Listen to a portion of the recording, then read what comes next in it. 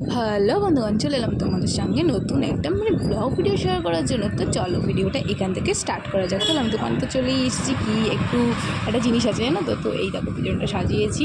হ্যাঁ, আমার একটা বন্ধু আছে, ওর বার্থডে, ঠিক আছে, তো তাই জন্য দেখো পিছনটা সাজানো হয়েছে। আমরা কেমন লাগছে তোমরা জানিও। তো তোমরা বন্ধু আমি সবাই মিলে সাজিয়েছি। এই দেখো বার্থডে গার্ল তো ওখানে বসে রিলস বানাচ্ছে।